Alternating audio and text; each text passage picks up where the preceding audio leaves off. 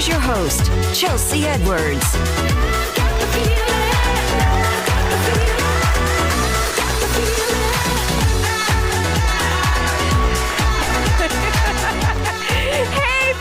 Welcome to another episode of Chattin With Chelsea. I'm your Daytime Bestie, Chelsea Edwards, and this is our Mother's Day show.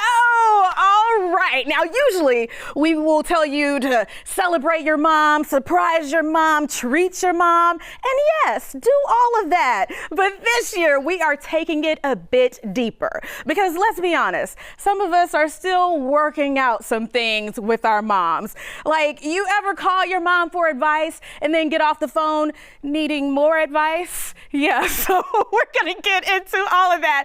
We have the founder of an organization who is helping mothers and daughters connect in a meaningful way. Plus, we have a panel of moms who are sharing their own relationships, talking about the ups and downs, what works, what doesn't work. Plus, we've got a therapist on hand to give some tips and advice. So we are doing all kinds of healing today. And since healing can take a whole lot out of us, we are taking a trip to a chocolate shop that has chocolate accessories and flavors that will take us away, even if we are in the bed listening to all the commotion that's happening for our Mother's Day surprises. Oh, it's burning! What's this? I'm on fire! Oh, get up there! I don't know what kind of Mother's Day breakfast that is, but I don't think I want it. All right? That's me. That was me. Yes. Welcome to Chat with Chelsea. Lacey Tazzino, founder and CEO of Passport Journeys. Now, when I found out about your organization, I was in love because I feel like this is very much needed, working on our relationships with our own mothers. And you include therapy in this process as well. So tell us all about it. Yeah, thank you so much for having me. So we are a mother-daughter therapy platform.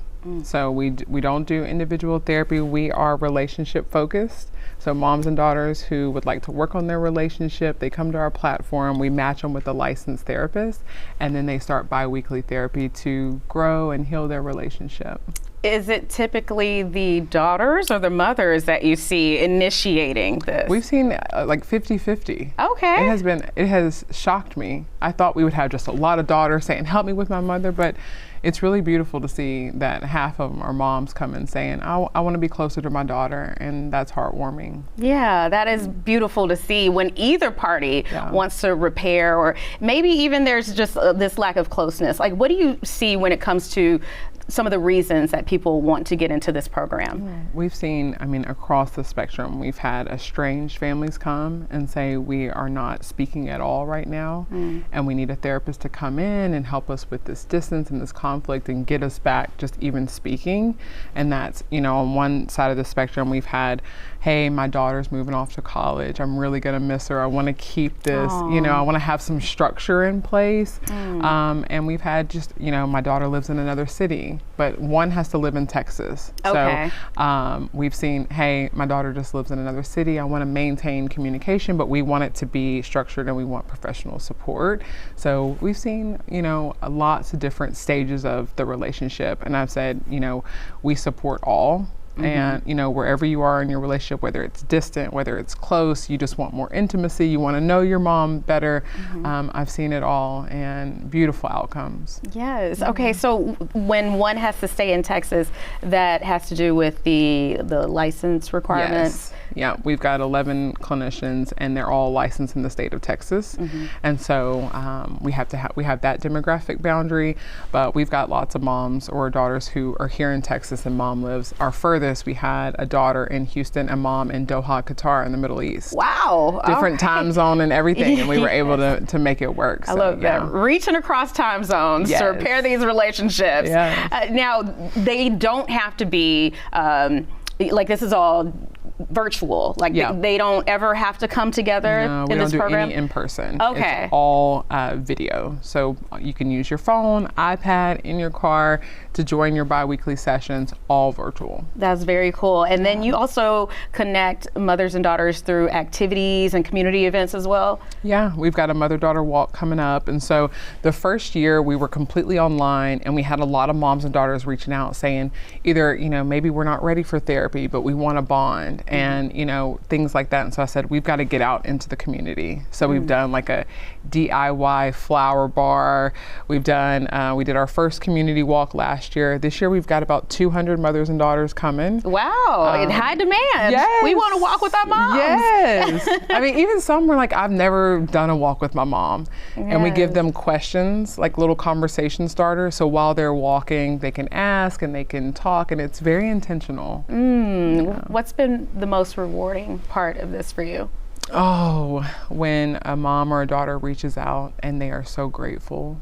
When they are a little bit skeptical at the beginning, and I know it's going to be a hard case, and they come and they say, oh my gosh, y'all have changed everything. Like I'm actually talking to my mom, I'm enjoying my mom, or even if we move the needle a little bit, even if they just say, you know what, like I understand my mom better because the therapist walked us through certain conversations, that every single time I hear that, I'm like, I'm doing, this is exactly what I'm supposed to be doing. Yes, you are. Okay, so I want to understand my mom better, and we've got some other moms here who want to do the same. So we're going to take a quick break. When we get back, you guys, we got our mom panel. We're working on these relationships right after this. Got the feeling, come back to me. Whether you and your mom are besties or a work in progress, we could all use a little advice on making our bonds better. So we introduced you to Lacey Tazzino, the founder of Passport Journeys, at the beginning of the show. Now we have one of her counselors, Jeanette Dove. You work with Passport Journeys, helping mothers and daughters reconnect. And we also have our mom panel here. So we've got Julie joining us. We've got Ashley, who's been on the show as well before. And we've got Jessica. Thank you, gals, for coming and opening up a little bit about these relationships. All right, so Julie, I want to start with you, and Jeanette, you're going to jump in with advice. Absolutely. Like, you're the professional here. So Julie, you say that you grew up with a mom who didn't really show a whole lot of emotion. Yes. How are you navigating that as an adult, or has that changed? It's actually been very difficult as an adult, and my husband will tell you this, that I also do not express my emotions to him, and I have found it's pretty difficult to express it also to my own daughter. But with my son, surprisingly, I don't have that same issue, and I think it really ties into my relationship with my mom. Growing up, she wasn't one to hug us, she wasn't one to say I love you, but I've also found that people show love in different ways, and my mom is a very selfless, caring person. She showed us love by her acts of service. So now that I'm older, now that I'm a mom of two myself, I've come to realize that that's how she showed her love for us, and I'm more cognizant and understanding of why she did what she did or how she acted before. Jeanette, is it just a matter of accepting our mothers for who they are and how they love, or is that something that we should talk to them about if we do want more emotion? Yeah, I think it really depends on where you and your mother are at today. And a lot of this work requires us to hold multiple truths at the same time, right? And so we realized maybe in our adulthood that our mothers were doing the absolute best that they could. And at the same time, sometimes that best may not have quite been what we were needing in our childhood. And so being able to acknowledge that, hold space for that, that's kind of the first step in this. Yeah. Have you had any conversations with your mom about this, or you're just like, avoid? Yeah, we're both non-confrontational people, so things tend to get swept under the rug a lot. But it is very sweet to see her showing her emotions to my kids, her grandkids, and so that fills me already. That's enough for me. Yeah. I love that, because you still get to see it. Yeah. Yeah. All right. Okay. Let's talk to Ashley. The face. I feel like we may have touched on this a little bit before, either off camera or in front of the camera. But your relationship with your mom is complicated. Like, you've been estranged for 7 years.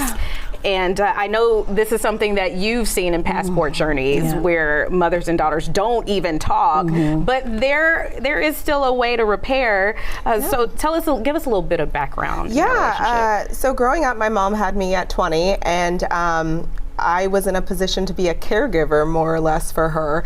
So I took on a lot for her. And that, has presented in relationships in my life where I take on things because that's what I knew.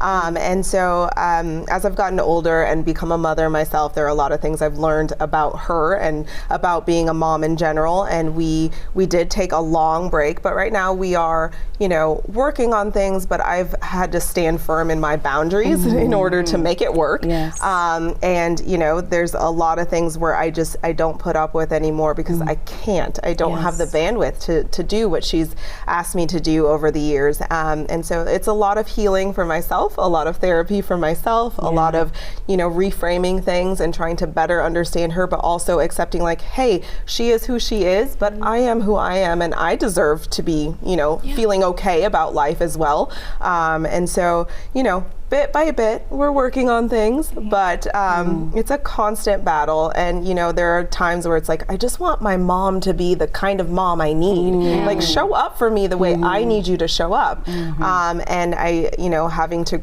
come to grips with the fact that she just might not be capable of that. So accepting her where she is and, remaining steadfast in who I am and protecting who I am. But it's a battle. It's a journey every day. But I do it because I do see value in that relationship, and I do see value in what she brings to my kids as well, even at a distance. But having to shut some things down. You can't move like this with me. So, and let me commend you, because I can tell you've done some therapy. You talk about reframing and all of that. Yes, keywords. I get it. So, what are some ways that we can adjust and reframe? Especially, I deal with it myself, like wanting our moms to show up for us in a particular way, and they are just not able. They're not capable. Yeah, I think that the first part is awareness, like being aware, like this is just who she is, and I am asking for too much. And a lot of this work does require us to grieve. It requires us to grieve the version of our moms that we're just not gonna get, and whatever that trajectory of life could have looked like with them. Do we have to have conversations with them to get to that point?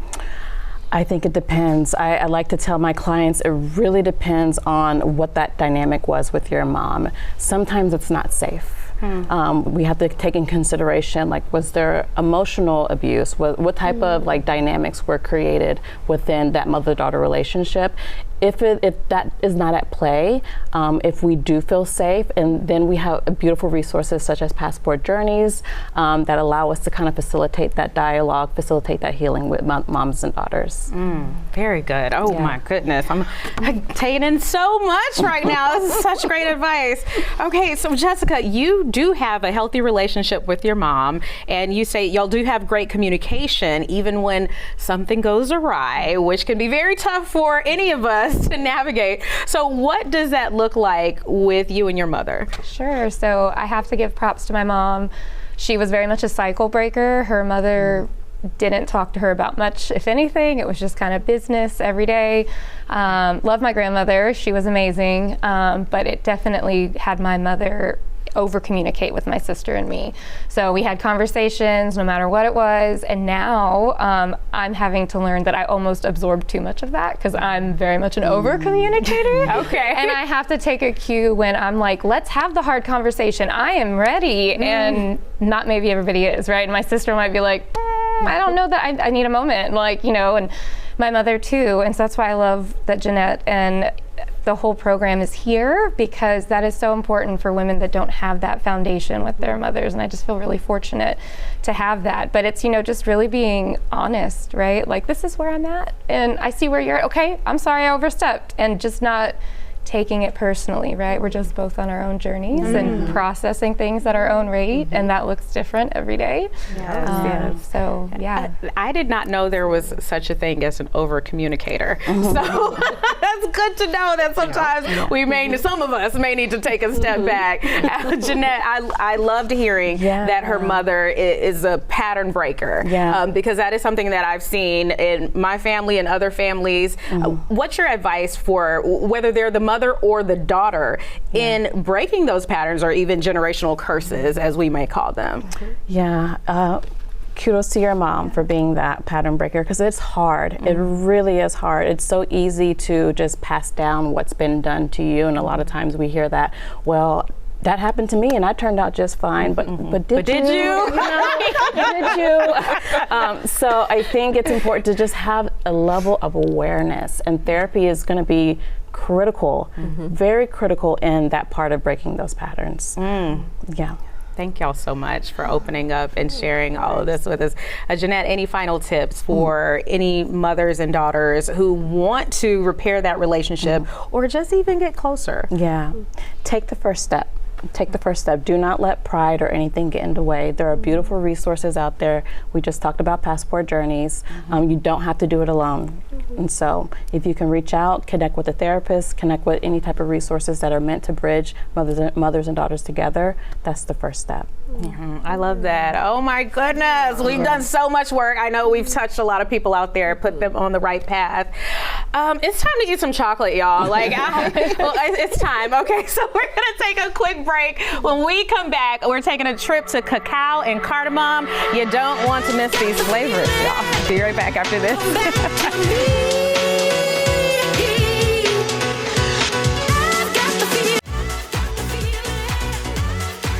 Welcome back. If you are in need of a last-minute Mother's Day gift, we have got you covered. We're taking a trip to Cacao and Cardamom, a chocolate shop that delivers luxury handcrafted bites all over the world. Now, get this. The owner is actually a mom who started the business in her mom's kitchen. So it's a full circle moment for Mother's Day. Check it out.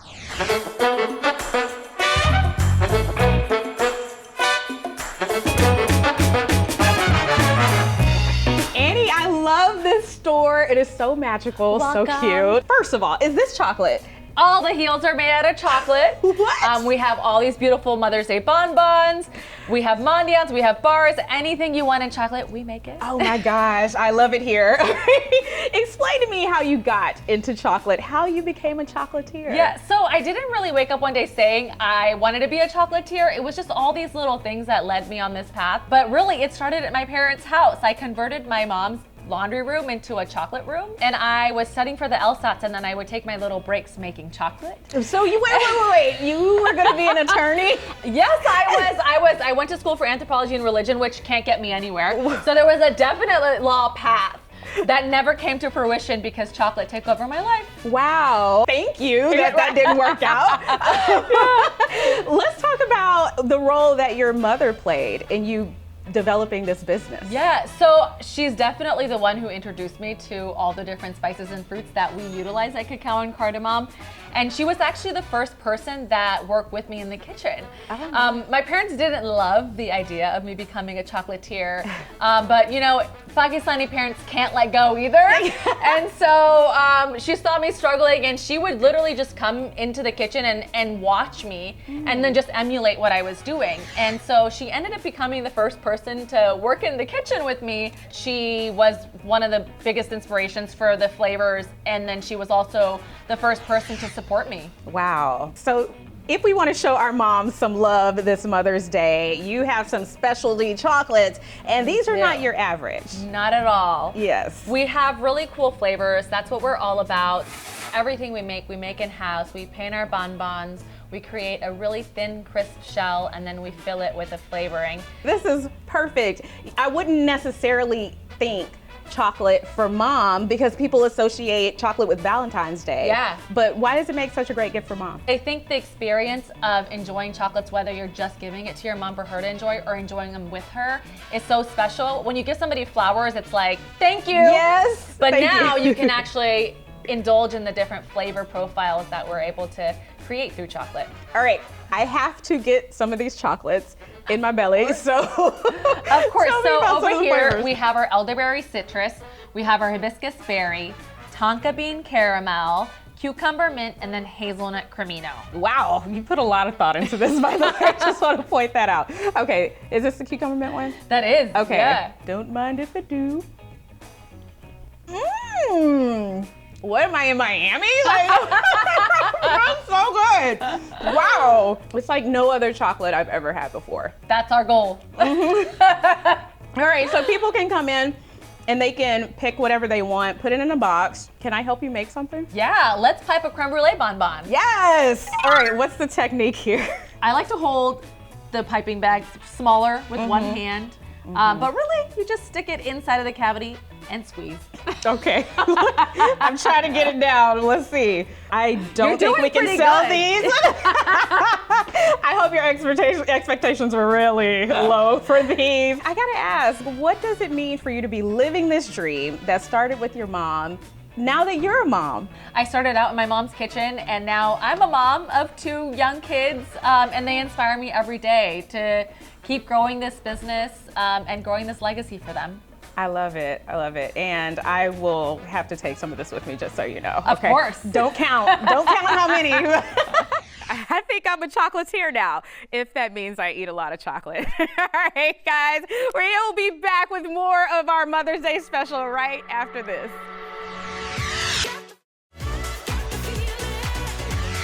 Thank you guys so much for joining us for our Mother's Day show. Thank you to Lacey Tizino from Passport Journeys. You can go to passportjourneys.org for more info. Thank you to Cacao and Cardamom. We got some gifts for you gals for being a part of this. Bring out the chocolate, y'all. Yeah, this is how we do Mother's Day. Yes. Like and subscribe our YouTube, Chattin with Chelsea. Keep up with us on social at Chelsea Fox 26, and we'll see you on the next Chattin with Chelsea. Happy Mother's Day. Love you, Mom.